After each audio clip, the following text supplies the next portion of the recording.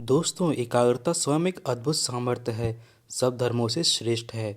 कोई सब धर्म को जान ले मान ले, लेकिन अगर एकाग्रता नहीं है तो चित्त प्रसादिक शांति से पूर्ण नहीं होगा।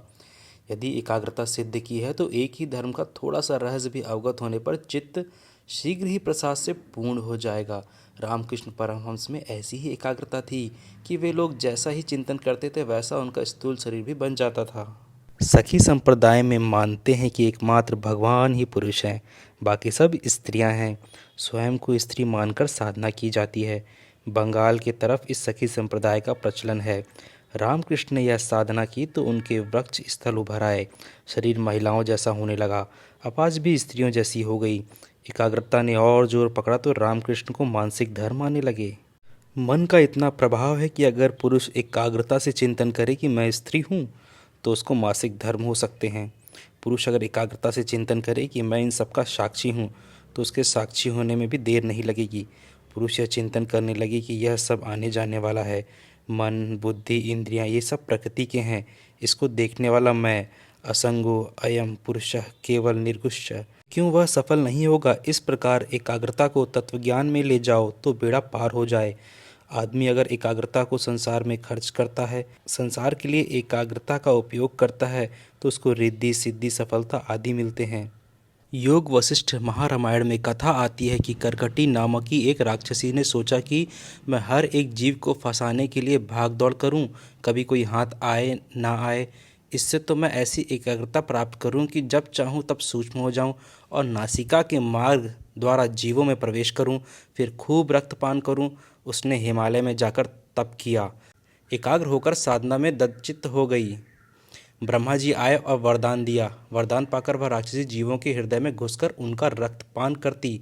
रक्तपान करके वह मोटी हो जाती। नाटी और मोटी होने से जीने में अड़चन पड़ती थी। उसने सोचा कि तप करके विशालकाय हो जाऊं। विशालकाय होकर भी कुछ सार न पाया। फिर सूक्ष्म होकर गीध में प्रविष्ट हो गई। वह गीध को प्रेरित करके उसे हिमालय की ओर उड़ा ले गई। वहां पहुंचने पर गीध को उल्टी कराकर बाहर निकल आई। फिर उसने बड़ी एकाग्रता के साथ तप किया। ब्रह्मा जी को ब्रह्मापुरी से आकर कहना पड़ा, बेटी मैं खुश हूँ, वर मांग। ब्रह्मा जी बुला रहे थे, फिर भी करकटी की आंख खुली नहीं। उसके चित्त में एकाग्रता की इतनी विश्रांति मिल गई कि बस बाहर आने का नाम नहीं। फिर भी उसने धीरे धीरे अपने चित्त को ब्रह्ममुखी किया और बाहर ब्रह्मा जी को प्रणाम किया। वर मांगने के लिए तो तप करने बैठी थी, लेकिन एकाग्रता में इतनी गहरी उतर गई कि वर मांगने की रुचि न रही। वह बोली, जिसकी सत्ता से आप वर देते हैं उसी सत्ता में मैं विश्राम कर रही हूँ। अब वह एकाग्रता आत्म साक्षात्कार में परिवर्तित हो गई है। ब्रह्मा जी ने कहा, फिर भी तेरा प्रारब्ध शेष है, तू राक्षसी है।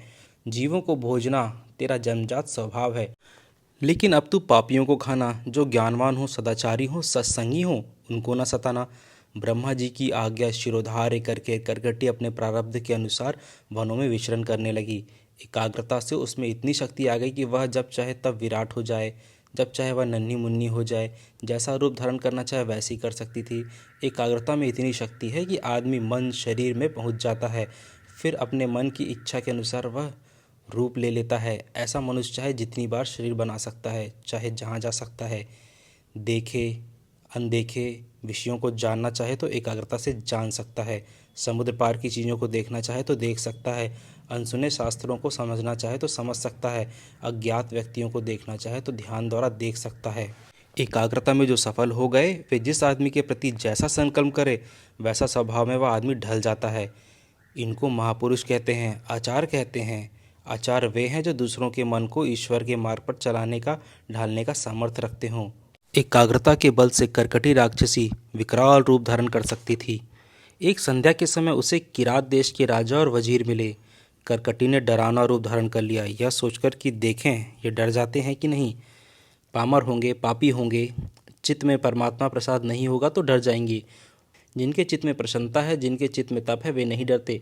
करकटी ने विशाल काले बादल की तरह विकराल रूप धारण किया। बड़े बड़े नेत्र, विशाल भुजाएं, डरावना चेहरा, कट कट शब्द करती हुई वह राजा के पास आई। राजा ने कहा, बोल राक्षसी, तूने ऐसा डरावना रूप धारण क्यों किया है? तेरा क्या प्रयोजन है? अपना प्रयोजन ऐसे ही सिद्ध हो जाता हो तो बुद्धिमान लोग परिश्रम नहीं करते। तू क्या चाहती है? करकटी ने कहा, मैं चाहती हूँ कि तुम्हारा भक्षण करूँ। कई दिनों से मैंने भोजन नहीं किया है। तुम लोग मेरे ग्रास हो। अगर तुम ज्ञानी होगे तो मैं तुम्हारी सेवा करूँगी। तुम्हें प्रणाम करूंगी। यदि तुम अज्ञानी मूढ़ होगे तो मैं तुम्हें खा जाऊंगी। मेरे प्रश्नों का मुझे उत्तर मिलेगा तो मैं मानूंगी कि तुम ज्ञानवान हो। उत्तर नहीं मिला तो तुम अज्ञानी सिद्ध होगे। ऐसा कौन सा चिदड़ु है जिससे सारी सृष्टि उत्पन्न हुई है? ऐसा कौन सा तत्व है जो सूक्ष्म से भी सूक्ष्म है और महान से भी महान है? ऐसा कौन सा चिदड़ु है जिसके एक भाग में अनंत अनंत ब्रह्मांड छुपे हुए हैं? इस प्रकार 72 प्रश्न उसने किए। राजा ने उत्तर दिया, हे करकटी, यह सब प्रश्न तूने एक परमात्मा के बारे में ही पूछे हैं। परमात्मा से ही सारी सृष्टि उत्पन्न होती है। परमात्मा ही सूक्ष्म से सूक्ष्म, महान से महान है। उसके एक भाग में अनंत अनंत ब्रह्मांड छुपे हुए हैं। इस प्रकार राजा ने ठीक उत्तर दिए। करकटी प्रसन्न हुई और राजा से मैत्री कर ली। राजा उसको अपने राज्य में ले गया। जिनको फांसी देनी थी, ऐसे जो पापी जेल में सड़ रहे थे, वे सब करकटी को सौंप दिए। करकटी ने उन्हें जंगल में ले जाकर खा गई। जब जब उसको भूख लगती तब तब वह राजा के पास आती, ज्ञानचर्या करती और बाद में राजा उसे राज्य के पापी आदमियों को भक्षण के निमित्त सौंप देता। करकटी पापियों को जंगल में ले जाती और भोजन करके आराम करती। इस प्रकार वह राजा के पास आती जाती रहती थी। समय आने पर करकटी का प्रारब्ध पूरा हुआ। आयुष्य खत्म होने को आई। वह हिमालय के एकांत में चली गई, समाधि लगाई और नाशवान देह को छोड़कर अविनाशी परम पद में लीन हो गई। राजा ने सोचा, करकटी कई दिनों से आई नहीं, शायद देह छोड़ दिया हो। वह राक्षसी थी लेकिन थी आत्मज्ञानी। प्रजा यदि उसका आदर करेगी तो सुखी रहेगी। जिसने आत्मज्ञान पाया है उसका आदर करने वाले का प्रेम बढ़ता है, ज्ञान बढ़ता है, भक्ति बढ़ती है, यश बढ़ता है।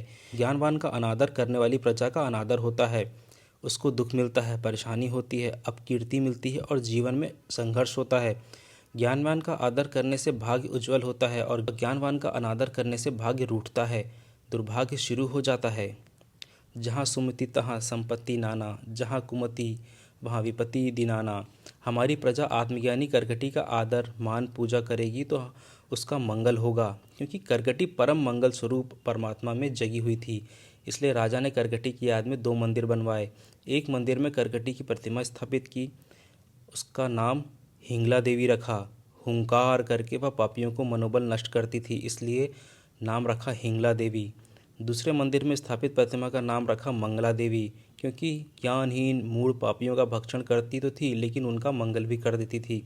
करकटी जैसी राक्षसी हिंगला देवी और मंगला देवी होकर पूजी जाती है। इसका मूल कारण देखा जाए तो एकाग्रता ही है। दोस्तों, कैसी लगी आपको एक कहानी? अगर अच्छी लगी तो वीडियो को लाइक कर दीजिए और चैनल को सब्सक्राइब नहीं किया तो चैनल को सब्सक्राइब भी कर दीजिए। हम आगे भी ऐसी वीडियो लाते रहेंगे। तब तक अपना ख्याल रखिए। नमस्कार दोस्तों।